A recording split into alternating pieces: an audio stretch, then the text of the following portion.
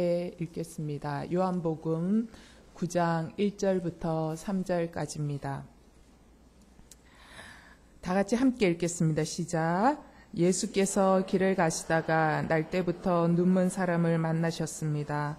제자들이 예수께 물었습니다. 라삐여, 이 사람이 눈먼 사람으로 태어난 것이 누구의 죄 때문입니까?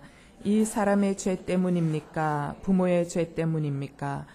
예수께서 대답하셨습니다. 이 사람의 죄도 그 부모의 죄도 아니다. 다만 하나님께서 하시는 일들을 그에게서 드러내시려는 것이다. 아멘. 네, 이번 달에는 예정과 섭리에 대한 내용으로 말씀을 좀 상고해 보려고 합니다.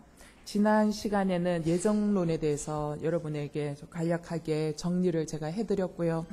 오늘은 특별히 그 하나님의 섭리에 대해서 여러분과 말씀을 나누고자 합니다. 오늘 제 말씀 제목은 하나님의 섭리는 운명론과 다른 것인가 라는 제목으로 정해봤습니다. 여러분, 그 하나님의 섭리라는 단어가 사실 쉬운 단어는 아닙니다.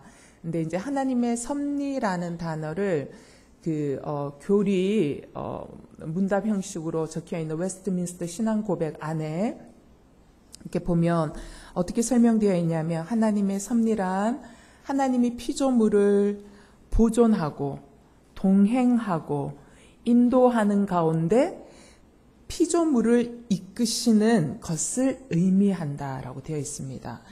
굉장히 어렵죠. 피조물을 보존하고 동행하고 인도하는, 굉장히 좀 복잡하고 어려운데, 이제 이 말을 우리가 좀 더 쉽게 표현을 하자면 어떤 거냐면, 하나님께서 우리 인생 가운데 일어나는 모든 사건들 속에 하나님의 뜻과 계획이 있고, 또 하나님은 그 뜻과 계획 속에서 나와 동행하시고 나를 이끄시고 나를 인도하고 계심을 믿는 것이다. 이것이 섭리라고 얘기합니다.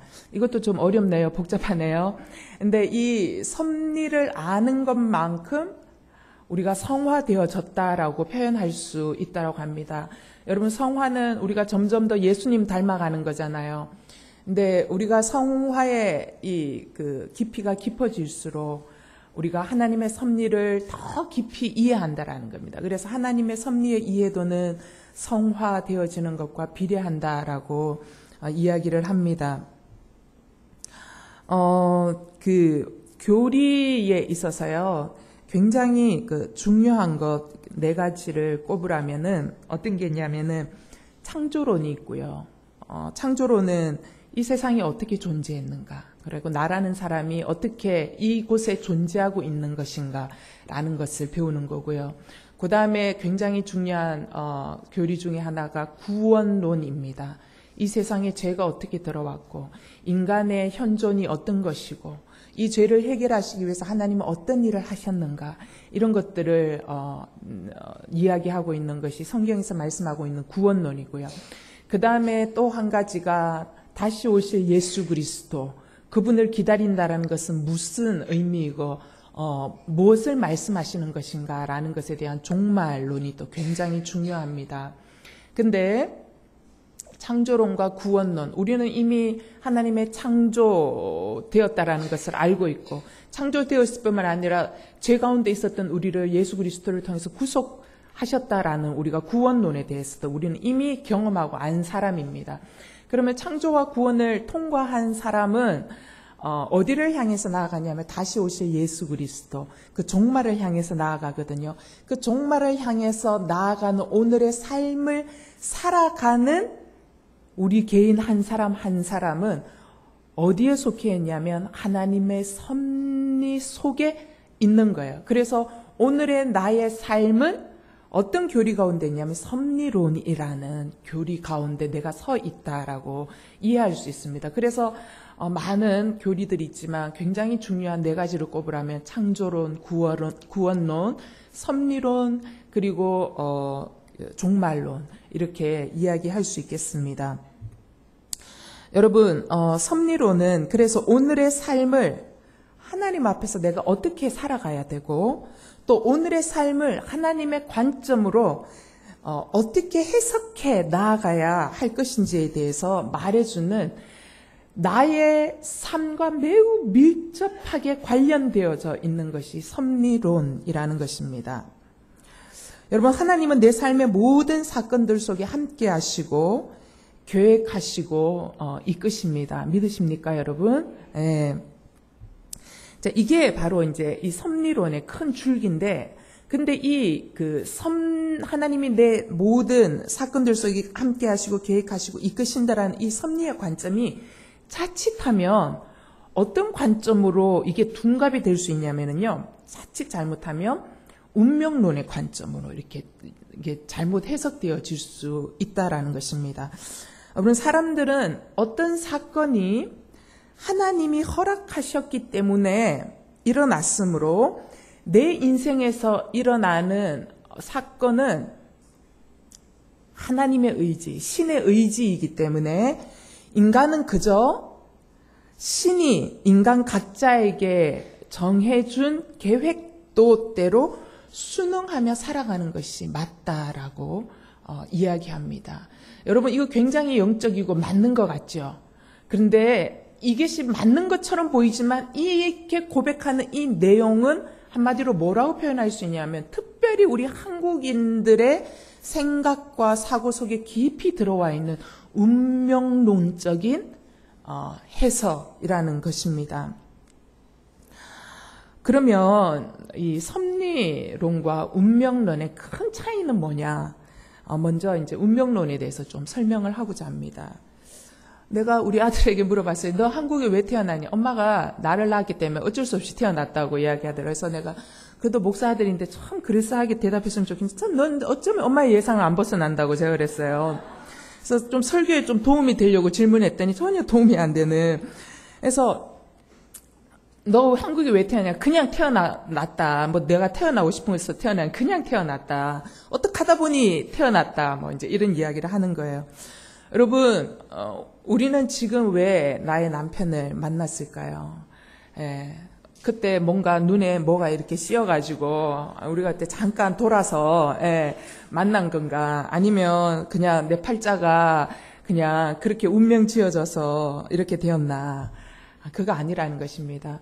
이틀 전에 TV 프로그램 중에 이제 잠깐 나왔는데 광복 70년 이번에 맞이하지 않습니까? 그 광복 70년 이야기를 하면서 어떤 이야기가 나오냐? 위안부 할머니들의 이제 문제에 대해서 이제 이야기를 하면서 위안부 할머니들의 문제에 대해서 이게 매듭이 지어지지 않았다. 할머님들은 지금 계속 연세가 많으셔서 돌아가시는데 정말 시간이 얼마 남지 않았다. 굉장히 급하게 우리가 이건 매듭 지어져야 하는 얼마 남지 않은 시간이다라고 이야기하면서 이제 그런 이야기들이 잠깐 나왔는데 그 위안부 할머님들의 이야기를 하면서 기자가 무슨 이야기를 하냐면 위안부 할머니라고 드러난 숫자보다 사실은 드러나지 않고 감추어진 숫자가 훨씬 더 많다라는 거예요. 왜냐하면 위안부로 끌려갔다가 온 여성들이 위안부라는 사실을 숨긴 채로 살아가고 있는, 그래서 드러나지 못한 숫자가 훨씬 더 많다라고 이야기를 합니다.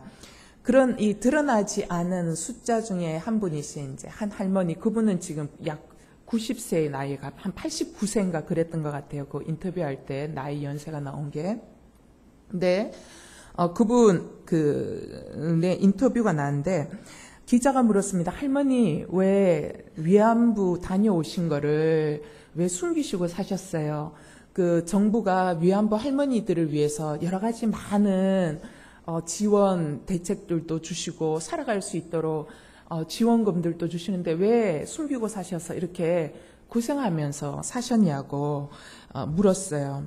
그랬더니 그 기자의 질문에 이렇게 할머니가 뭐라고 얘기하냐면 다 내 팔자가 싸나워서 내가 위안부로 가게 된 것이다라고 이야기를 하면서 그 팔자가 싸나워서 그렇게 된 건데 내가 누구 탓을 하겠냐라고 이야기를 하시는 거예요. 그러면서 자신이 위안부인 것을 드러낸다고 할지라도 인생이 뭐가 달라지냐는 거죠. 그냥 이게 오히려 더 부끄러운 일이지 뭐가 달라지냐. 그냥 내 팔자가 싸나워서 그런 거다라고 자기는 생각하고 살았다라고 하시면서 그냥 그렇게 생각하고 사는 게 편하다라는 거예요. 근데 그분의 그 생각을 우리가 틀렸다라고 이야기할 수는 없어요. 왜냐하면 그분은 그분 나름대로 당신의 상처를 치유하는 방법이었던 거예요. 그렇게라도 해석을 해서 자신의 과거의 상처를 치유하고 싶으셨던 절규였을 것입니다. 그러나 이제 그 이야기를 듣는 내내 제 마음이 참 이렇게 아프더라고요. 안타깝다 이런 생각이 들더라고요. 만약에 나라면 어떻게 됐을까? 나는 드러내고 막 이야기했을 것 같아요. 그리고 정부 지원금 있으면 받았을 것 같아요.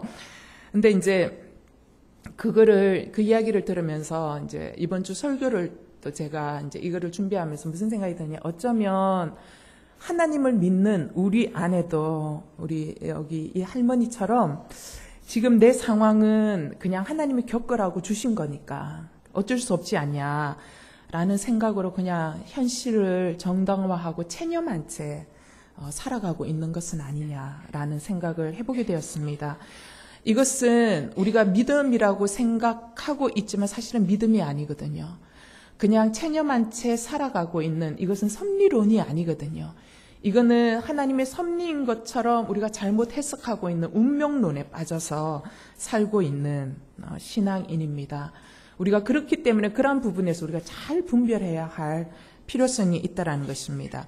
여러분, 운명론에 빠진 사람은 인간 각자에게는 주어진 인생이 있다라고 생각하면서 이것은 바꿀 수 있는 게 아니라 결정되어져 있기 때문에 결정된 행로를 따라서 걸을 수밖에 없다라고 생각하는 것입니다. 이게 이제 운명론적인 사고 방식입니다. 그렇기 때문에 이 운명론적인 사고 방식에게는 어떤 것들이 나타날 수 있냐면 지금 내가 현재 선택해야 하는 자율적인 책임과 노력이 의미가 없어질 가능성이 높습니다. 여러분, 우리나라가 새해가 바뀔 때마다 항상 있는 게 뭐예요? 많은 사람들이 점 치러 갑니다. 그 새해 운세 보러 갑니다.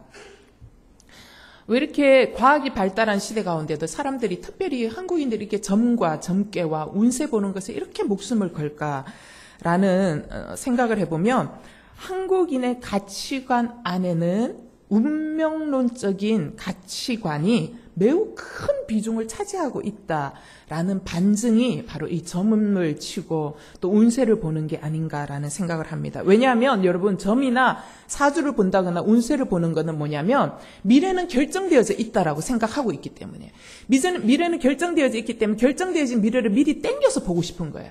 그래서 미리 땡겨서 봐서 올해는 영 운세가 안 좋다면 올해는 아무것도 안 하는 거예요. 왜냐하면 결정되어져 있으니까 나는 바꿀 수 없다고 생각하니까 피해가겠다라는 거거든. 그래서 사람들이 점을 보고 운세를 보는 거거든요. 그래서 이 점과 운세라는 건 미래는 바꿀 수 없는 것으로 결정되어 있다라는 전제가 있어야지만이 볼 수 있다라는 것입니다. 따라서 운명론의 특징은 미래는 바꿀 수 없다라는 것입니다. 미래는 바꿀 수 없고 그렇기 때문에 인간의 반응과 태도도 그렇게 중요하지 않다라는 것입니다. 물론 운명론에 빠진 사람도 윤리적 차원에서는 인간의 반응과 태도가 중요하다라고 생각은 합니다. 그러나 그건 윤리적인 차원이지. 그들의 인생의 전체의 관점에 있어서 그들의 반응과 태도가 미래를 바꿀 수 없다라고 생각을 하는 거예요.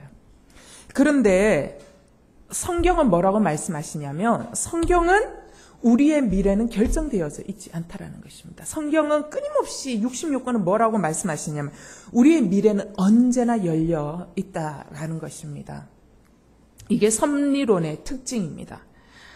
여러분, 제가 지난 시간에 예정론에 대해서 말씀을 드리면서 제가 여러분에게 이렇게 설명하여 드렸던 게 뭡니까?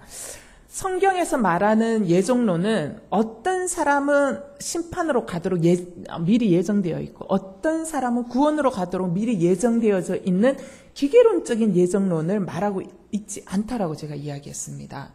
제가 지난 시간에 말씀드렸던 이 예정론이라는 것은 어떤 것이 결정되어져 있는 예정론이냐고 설명을 드렸냐면 하나님께서 예수 그리스도를 통하여 예수 그리스도를 믿고 영접한 모든 사람에게는 하나님의 자녀가 되는 권세를 주셨다라는 것. 예수를 믿는 자들에게는 구원이 열려져 있다라는 이 확실한 예정을 주셨다라는 것을 제가 말씀을 드렸습니다. 따라서 구원은 어떤 사람은 예정받도록 예정되어 있고 어떤 사람은 아무리 믿으려고 해도 믿겨지지 않는 것들이 아니라 사람의 그 말씀을 들었을 때 그 사람의 반응과 태도에 따라 자신이 결정할 수 있다. 하나님은 그러나 구원의 길은 인간이 열 수 없기 때문에 구원의 길은 모든 사람들에게 공평하게 하나님 열어두셨다는 것입니다. 예수 그리스도를 믿는 자는, 예수 그리스도의 이름을 부르는 자는 모두 구원함을 얻도록 예정하셨다라고 말씀을 드렸습니다. 따라서 예정해 두신 구원의 길을 향해서 하나님은 언제나 인간의 선택, 인간의 반응과 태도를 매우 중요하게 여기신다라는 것을 말씀을 드렸습니다. 제가 지난주에 설명드렸던 이 예정론을 구원이 아닌 우리의 삶의 문제의 자리에 가져 들어와서 대입해보면 어떻게 되느냐. 여러분, 내 삶은 결정되어져 있는 것이 아니라 어떻게 해요? 하나님 안에서 하나님과 더불어 동행하며 오늘 나는 하나님 안에서 무엇을 선택하며 살아가느냐에 따라 나의 미래가 달라질 수 있도록 열어두셨다라는 것입니다. 여러분, 미래는 하나님 안에서 활짝 열려져 있습니다. 아멘. 여러분, 성경에서는요, 끊임없이 하나님 이야기하십니다. 하나님은 인간의 잘못을 보시고 진노에서 심판의 손을 드셨다가도 어떻게 하십니까? 인간이 자신의 잘못을 회개하고 그 자리에서 돌이켜서 유턴하며 하나님 앞으로 돌아와서 내가 잘못하였습니다. 내가 이제는 정말 하나님의 뜻을 따라 살기를 원합니다. 라고 하나님 앞으로 유턴하여 돌아올 때 하나님 어떻게 하십니까? 심판의 손을 거두시고 심판이 아닌 하나님께서 어떻게 인애와 자비와 긍휼과 축복의 손을 오히려 들어주시는 것을 우리가 얼마나 많이 보게 되는지 모릅니다. 여러분, 출애굽기 32장 11절부터 14절까지 말씀 읽겠습니다. 한 목소리로 함께 읽겠습니다. 시작. 그러나 모세는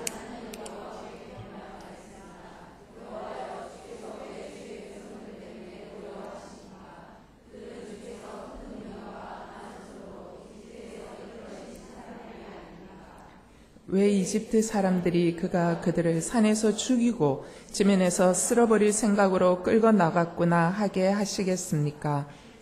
무서운 진노를 돌이키시고 주의 백성들에게 재앙을 내리지 말아 주십시오. 주의 종 아브라함과 이삭과 이스라엘을 기억해 주십시오. 주께서 친히 주를 두고 그들에게 내가 내 자손의 하늘의 별같이 많게 하고 내가 그들에게 약속한 이 모든 땅을 네 자손에게 줄 것이니 이것이 그들의 영원한 기업이 될 것이다라고 맹세하시지 않으셨습니까? 그러자 여호와께서 마음을 누그러뜨리고 그 백성들에게 재앙을 내리려던 마음을 접으셨습니다. 여러분, 이 사건이 뭐예요? 모세가 하나님 앞에서 말씀을 받기 위해서 산에 올라가 있는 40일 동안 지체되니까 시내산 아래에서 이스라엘 백성들이 금송아지를 만들고 난리치던 그때입니다. 자, 하나님을 버리고 우상을 섬겼던 이스라엘에게 하나님 심히 분노하면서 이스라엘 민족을 멸하고 모세 너를 통해서 일으키는 민족을 통해서 난 다시 새 나라를 만들어 가겠다라고 이야기를 하십니다. 그때 모세가 하나님 앞에 매달리면서 간절히 기도합니다. 기도하시면서 하나님 아브라함과 이삭과 야곱에게 약속하셨던 언약이 있지 않습니까? 라고 하면서 하나님께 간절히 기도하면서 하나님께 매달립니다. 하나님께서 모세의 그 중보의 기도를 들으시고 마음을 바꾸어서 이스라엘의 민족을 용서하시는 장면입니다. 또한 열왕기하 20장 1절부터 11절 보면 히스기야가 병들어 죽게 될 것이다라는 예언을 이사야 선지자가 합니다. 히스기야가 이 예언의 메시지, 하나님께서 보내주셨던 이 메시지를 듣고 어떻게 합니까? 그가 하나님 앞에 매달려 울면서 간절히 기도했습니다. 그렇게 간절히 기도했을 때 하나님께서 어떻게 하십니까? 그에게 15년 동안의 생명을 연장하여 주셨다라는 것입니다. 또한 요나서 3장 4절, 6절, 8절, 10절 이야기도 이와 비슷한 맥락입니다. 요나서 3장 4절, 6절, 8절, 10절 읽겠습니다. 시작. 요나는 성읍 안으로 들어간 첫날에 선포했습니다. 40일 후에 니느웨는 무너질 것이다. 이 소식이 니느웨 왕에게 알려지자 그는 왕좌에서 일어나 왕이 옷을 벗고 굵은 베옷을 두른 뒤 잿더미 위에 주저앉았습니다. 오직 사람이든 짐승이든 굵은 베옷을 두르고 하나님께 부르짖으라. 각자가 자기의 악한 행동과 난폭함을 회개해야 한다. 하나님께서 그들이 그 악한 길에서 돌이키는 행위를 보셨을 때 마음을 누그러뜨리시고 그들에게 내릴 거라고 말씀하신 재앙을 내리지 않으셨습니다. 예. 여러분, 니느웨는 아수르의 수도입니다. 아수르가 북이스라엘을 멸망시키는 주범 국가이지 않습니까? 그리고 남유다를 굉장히 괴롭히는 주범 국가였습니다. 이 아수르는 주변 나라 국가들에게 굉장히 많은 범죄를 저지른 나라입니다. 그래서 하나님이 요나를 통해서 그들을 멸하겠다라고 했을 때에 그들이 그 이야기를 듣고 왕에서부터 짐승들까지 다 울면서 금식하면서 소, 말, 돼지, 개들까지 다 금식하면서 하나님 앞에 회개했을 때 하나님께서 내리겠다라고 하는 재앙을 내리지 않으시고 유보하셨던 것들을 보게 됩니다. 여러분, 하나님 앞에서 잘못을 범하실지라도 회개하고 자복할 때 하나님은 언제나 용서하시고 새롭게 언약을 맺으십니다. 하나님은 결정을 하셨던 것이 있을지라도 사람의 반응, 하나님 앞에서 어떻게 온전히 다시 돌이키면서 주님을 붙드느냐, 그 반응에 따라 하나님 새롭게 언제나 미래를 열어두시는 분이시라는 것입니다. 따라서 그런 의미에서 하나님과의 관계성은요, 언제나 현재형입니다. 살아있는 신앙은요, 언제나 하나님을 현재적으로 체험하는 신앙입니다. 따라서 섭리를 믿는 신앙은 과거의 사건과 환경에 묶여있는 것이 아니라 오늘 나를 만나시고 나를 바꾸어 가실 하나님을 향하여 반응하는 신앙이라는 것입니다. 그렇기에 여러분, 섭리를 믿는 사람은 오늘 내게 일어난 어떤 사건과 문제 앞에서 체념하지 않습니다. 그냥 이것은 내가 바꿀 수 없는 현실이다. 그냥 그 자리에 앉아서 무기력하게 앉아있지 않는다라는 것입니다. 오히려 내 인생 가운데 일어난 사건과 문제 속에서 묻습니다. 하나님의 섭리를 인식하는 신앙인은 묻습니다. 하나님, 이 문제 가운데 하나님께서 말씀하시고자 하시는 것이 무엇입니까? 저는 이 문제를 어떻게 해석해야 하는 것입니까? 그리고 하나님, 이 문제 가운데서, 이 상황 가운데서 하나님이 나를 인도해 가시고자 하는 방향이 무엇입니까? 라고 묻는 것입니다. 물으면서 하나님의 뜻을 분별하러 애씁니다. 그리고 하나님의 뜻을 분별하려 애쓰고 노력하면서 하나님이 원하시는 것을 향하여서 삶을 향해서 걸어나가고 그 삶을 향해서 하나님 원하시는 삶을 향해서 개척해 나가기를 원하는 것이 섭리론적인 신앙을 갖고 있는 사람의 삶의 태도라는 것입니다. 여러분, 섭리론에도요, 두 가지가 있습니다. 우리가 잘 이제 이해해야 하는 건데, 어떤 두 가지 섭리론이 있냐면, 하나는 인과론적인 섭리론이 있습니다. 그리고 또 하나는 역설적인 섭리론이 있습니다. 그 인과론적인 섭리론이라는 것은 말하자면 인과론적인 결론으로 이어지는 것을 말합니다. 예를 들자면 어떻게 그랬기 때문에 어떻게 이렇게 되었다. 그죠? 원인과 결과로 이어지는 하나님의 섭리입니다. 맞습니까, 여러분? 우리가 하나님 앞에 범죄하면 하나님은 어떻게 하십니까? 하나님 반드시 우리를 치실 것입니다. 그것은 무엇입니까? 하나님 우리를 치시는 것은 우리를 미워서 치십니까? 그렇지 않습니다. 우리가 범죄하였기 때문에 하나님이 우리를 치시는 것입니다. 여러분, 이건 하나님의 섭리십니다. 하나님의 개입이십니다. 하나님의 인도하심입니다. 하나님의 동행하심입니다. 맞습니까? 예, 이게 인과론적인 섭리론입니다. 또 하나의 섭리론은 역설적인 섭리론인데, 이거는 그러함에도 불구하고 이렇게 하셨다라는 것입니다. 여러분, 내가 죄인이었음에도 불구하고 하나님이 이미 나의 죄를 용서하기로 결정하신 거예요. 내가 죄인이었음에도 불구하고 하나님 내 죄를 사시기 위해서 당신의 아들을 죽이시기로 결정하신 이 역설적인 하나님의 섭리라는 것입니다. 내가 잘하고 이뻐야 용서해 주시는 것이 아니라 이미 용서받을 수 있는 길을 내가 아무것도 하지 않았음에도 불구하고 죄인이었음에도 불구하고 열어두신 하나님의 놀라운 이 역설적인 섭리론. 자, 여러분, 그런데 하나님의 섭리를 우리가 다 이해할 수 없는 것은 뭐냐면 하나님의 섭리 가운데 많은 경우가 이 역설적인 섭리론적으로 하나님 우리 인생 가운데 개입하시고 역사하시기 때문이에요. 여러분, 인과론적인 경우의 섭리론은요, 그나마 굉장히 우리가 이해할 수 있고 이성적으로 납득이 되고 감정적으로도 납득이 되기가 쉽습니다. 그렇기 때문에 이러할 경우에는 그래, 이거는 하나님의 섭리적인 인도하심이야.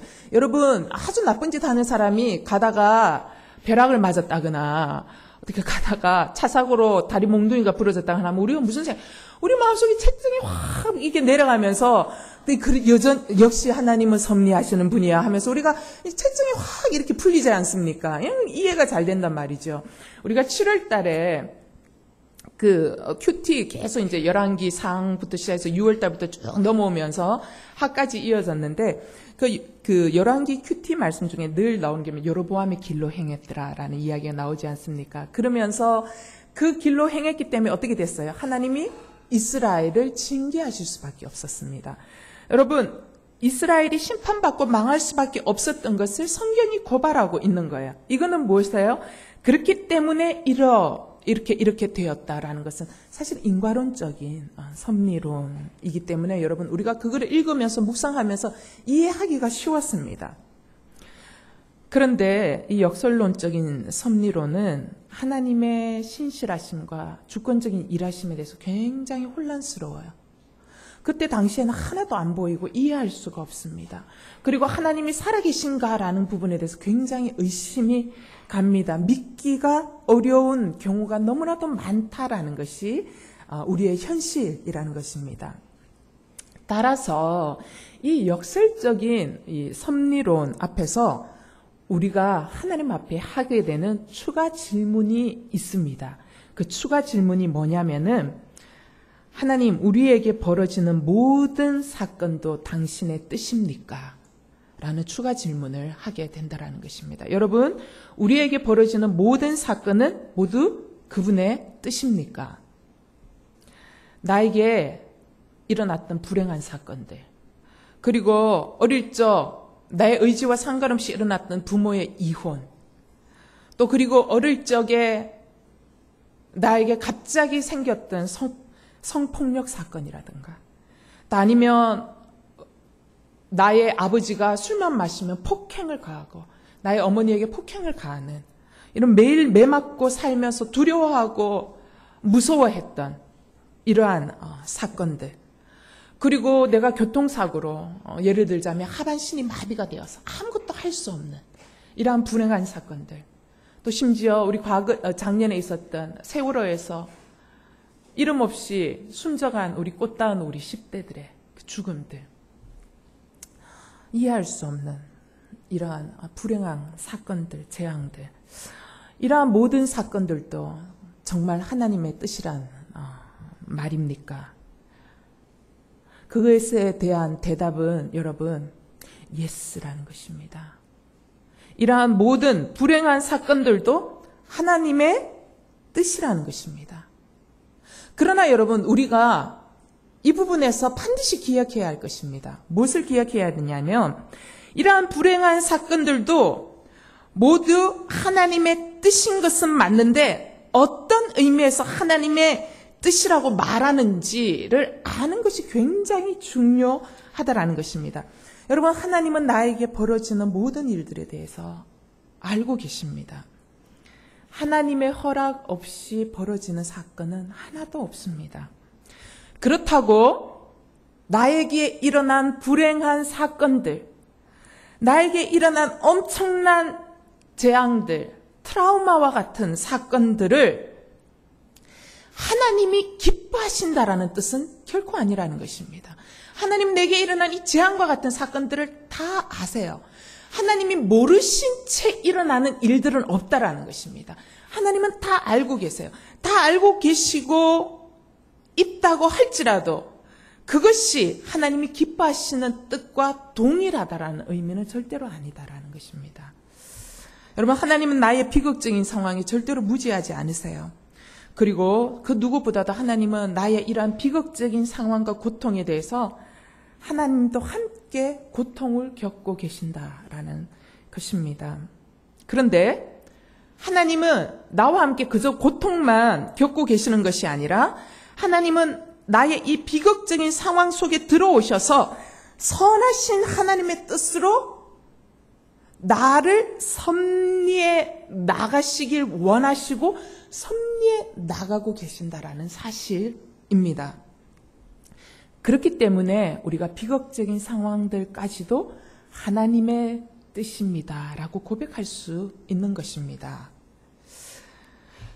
여러분, 하나님은 우리가 비극적인 상황을 밀어내는 것이 아니라 비극적인 상황을 수용하기를 원하십니다. 그래서 밀어냄으로 과거에 묶여있는 인생이 아니라 그것을 수용함으로 앞으로 전진해 나아가기를 원하십니다. 그래서 하나님이 비극적인 상황을 수용하기를 원하세요. 왜? 하나님 그 상황을 알고 계시기 때문이에요. 여러분만 알고 계시는 것이 아니라 하나님 그 상황을 보고 계셨어요. 그리고 하나님 그 상황을 알고 계셨어요. 그리고 하나님 그 상황을 고통스러워 하셨다는 것입니다. 그것을 받아들이기 원하세요. 그리고 그것을 받아들임으로 말미암아 이 상황 속에서 일하고 계시는 하나님의 사랑을 체험하기를 원하신다는 것입니다.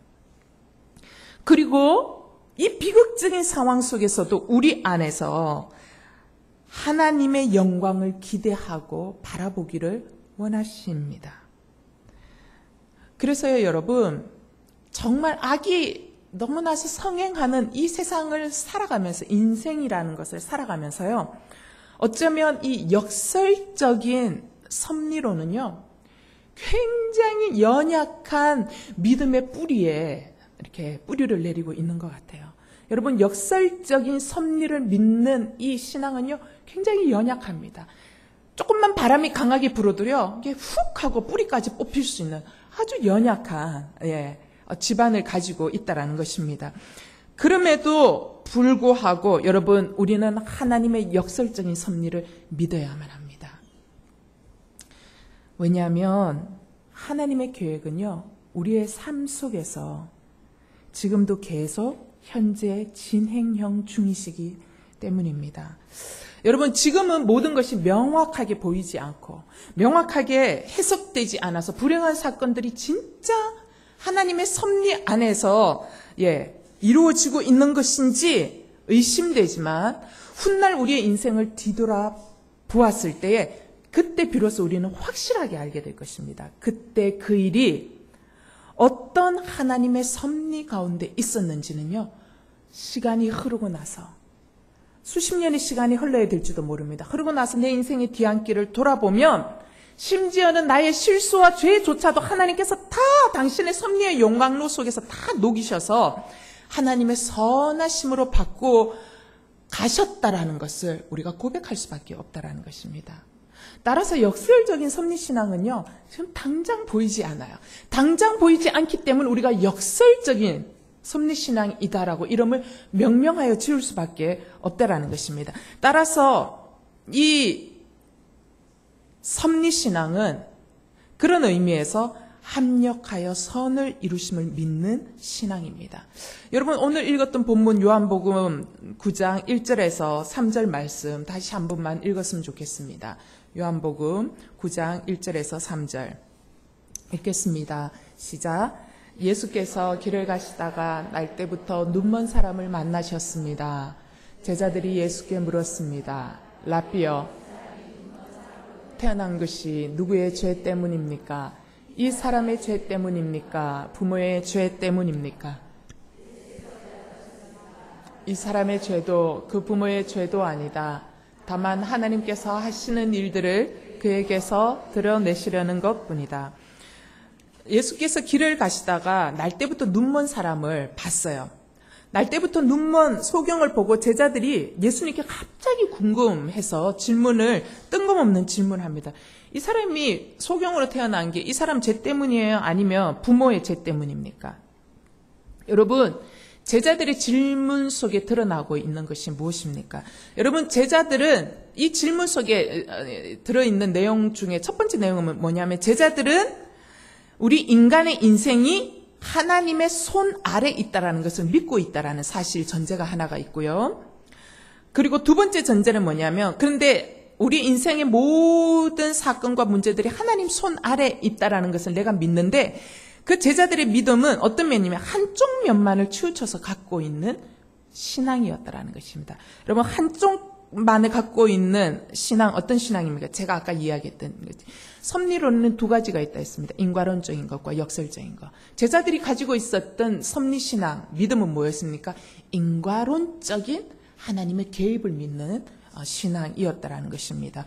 어떠했기 때문에 지금 어떠하다라는 인과론적인 신앙을 갖고 있었습니다. 여러분, 이러한 한쪽 면만을 바라보며 하나님의 일하심을 해석할 때 우리는 어디로 흐를 수 있어요? 율법주의로 흐를 가능성이 굉장히 커집니다. 여러분, 모든 고난은 죄 때문이라는 단순한 명제로 흘러갑니다. 당시 유대인들은 이런 인과론적인 섭리신앙 안에서 모든 사건을 해석하는 경향이 농후했습니다. 그런데 예수님께서 오셔서 그때 당시에 유대인들이 가지고 있었던 이런 인과론적인 섭리신앙 안에서 하나님을 해석하고 사건을 해석하는 이 모든 것들을 막 흔드시는 거예요. 흔드실 뿐만 아니라 철저히 부수어 가시는 것을 보게 됩니다. 예수님은 역설적인 섭리신앙을 친히 보여주셔요. 어때요? 예수님은 친히 찾아가셔서 죄인의 친구가 되시는 거예요. 모세의 율법에 하면 그 사람들은 죽어서 마땅한 죄인이지만 예수님은 직접 찾아가셔서 죄인의 친구가 되어주시고, 또 가늠한 여인을 용서해 주시고, 또 세리, 아주 그 세금을 착취하는 세리를 어떻게 해요? 당신의 제자로 부르신 아주 파격적인 행보를 직접적으로 보여주시는 거예요. 그리고 오늘의 본문 속에서 제자들의 이 질문을 향해서 예수님은 당시 유대인들의 사고관념을 완전히 갈아 뒤엎어 놓는, 전혀 생각해 보지 못했던 하나님의 이 섭리적 관점에서 대답하고 계십니다. 3절, 이 사람의 죄도 그 부모의 죄도 아니다. 다만 하나님께서 하시는 일들을 그에게서 드러내시려는 것이다. 고난의 이유가 뭐라고, 니네들이 지금 고난의 이유가 뭐라고 내게 물었느냐? 왜 이 사람이 소경으로 태어나게 되었느냐고 내게 물었느냐? 하나님이 하시고자 하는 일을 나타내기 위해서다라고 말씀하시는 거예요. 여러분, 하나님이 하시고자 하는 일을 나타내기 위해서다라는 이 말의 의미가 무엇입니까? 그 사람의 고난이 과거적인 것이 아니라 그 사람의 고난이 뭐래요? 미래적인 것이라는 뜻입니다. 오늘의 고통의 목적이 과거에 있는 것이 아니라 오늘의 고통의 목적이 미래를 위해 있다라는 것입니다. 여러분, 현재의 고난이 어떤 종교에서 말하는 과거의 업보가 아니라 미래를 위한 소망의 씨앗이고 훈련의 과정이라고 예수님께서 선언하고 계신 것입니다. 이것이 기독교가 타종교와 다른 것입니다. 여러분, 어떤 사람이 매일 밤늦게까지 열심히 공부를 해요. 여러분, 그 사람이 무슨 전생에 죄가 많아서 그렇게 합니까? 아니면 부모가 죄를 많이 지어서 그런 것입니까? 아니다라는 거예요. 뭐예요? 미래에 승리하기 위해서 열심히 공부하는 거예요. 좋은 인재와 일꾼이 되기 위해서 지금 고생하고 있는 거예요. 이게 미래적인 시각입니다. 왜 이 사람이 소경으로 태어났는가? 이 사람이 미래에 하나님께 영광을 돌리기 위한 한 가지 방법이었다라는 것입니다. 하나님의 놀라운 한 가지 방법이었다라는 것입니다. 욥기 23장 10절 유명한 말씀 있죠. 그가 나를 단련하신 후에는 내가 정금같이 나오리라. 여러분, 이 말씀의 강조점은 단련에 있지 않습니다. 이 말씀의 강조점은 뭐예요? 정금에 있습니다. 현재의 왜 하나님께서 현재의 이 사람을 단련시키는가? 미래의 정금같이 만들기 위한 것이라는 것입니다. 성경은 언제나 미래 지향형입니다. 여러분, 섭리신앙의 대표적인 성경 구절이 로마서 8장 28절 말씀입니다. 아까 제가 말씀드렸듯이 우리가 알거니와 하나님을 사랑하는 자, 곧 그 뜻대로 부르심을 입은 자들에게는 모든 것이 합력하여 선을 이루느니라. 이게 대표적인 섭리 신앙의 대표적인 성경 구절이거든요. 여러분, 하나님을 사랑하는 자, 그 뜻대로 부르심을 입은 자들에게는 모든 것이, 일부가 아니라 모든 것이 합력해서 선을 이룬다. 여러분, 모든 것 안에는 뭐가 포함되어 있어요? 과거의 불행이 포함되어 있어요. 과거에 여러분이 한때 잘 나갔던 것들도 포함되어 있어요. 과거의 저주도 포함되어 있어요. 과거의 축복도 포함되어 있어요. 또 현재의 고통도 포함되어 있고, 현재의 기쁨도 포함되어 있고, 현재의 불행과 축복 모두를 포함하고 있는 거예요. 과거, 현재가 다 포함되어져 있다라는 것입니다.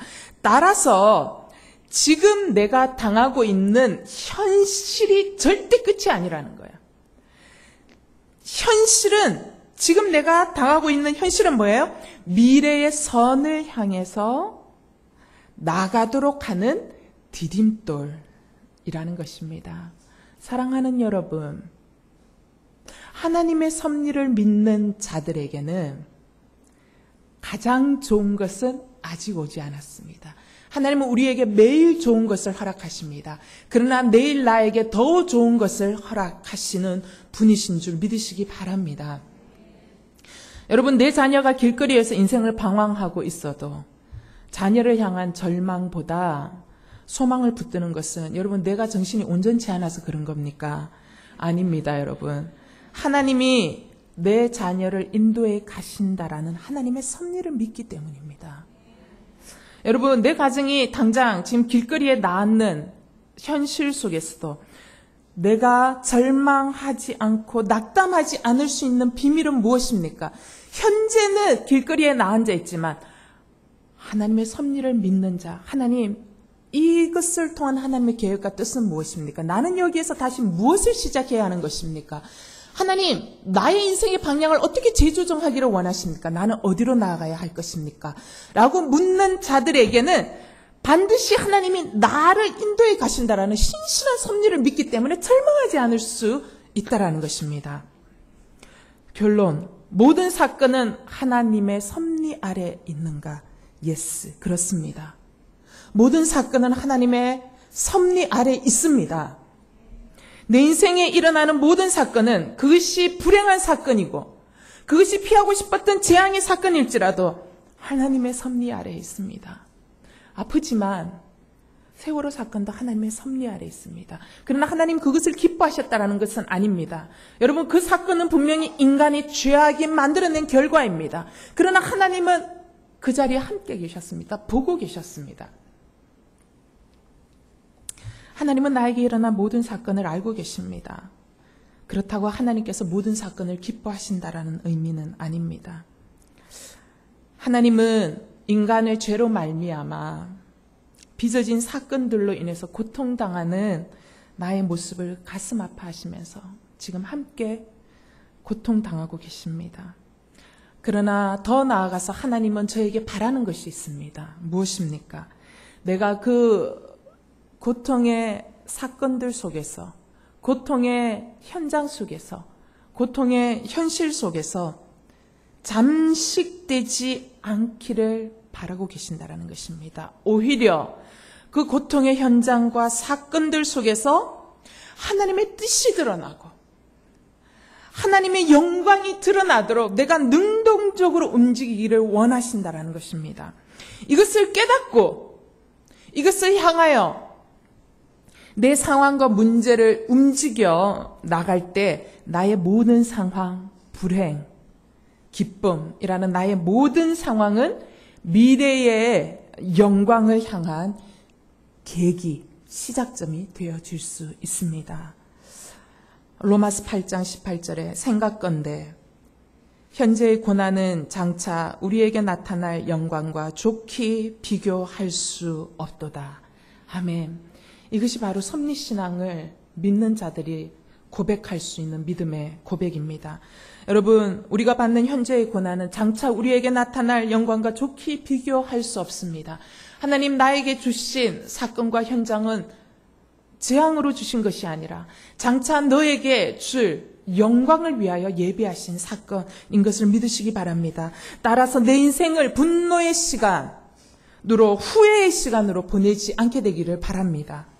여러분, 태어나면서부터 소경된 자의 처지가 지독한 저주와 불행이 아니라 지극한 하나님의 영광을 위한 방법이었던 것처럼 지금 나의 상황과 사건도 지독한 불행이 아니라 지극한 하나님의 영광을 드러내기 위한 놀라운 하나님의 한 수임을 믿고 오늘도 감사함으로 하나님의 손을 붙들고 하나님의 뜻을 묻고 그리고 나의 현장 가운데서 오늘 내가 해야 할 것이 무엇인지를 해 나가면서 감사함으로 살아갈 수 있는 저와 여러분이 되어서 하나님의 그 섭리신앙을 믿는 자에게 미래는 닫혀 있는 것이 아니라 언제나 미래는 열려져 있다는 것을 믿음으로 하나님을 바라보며 나아갈 수 있게 되기를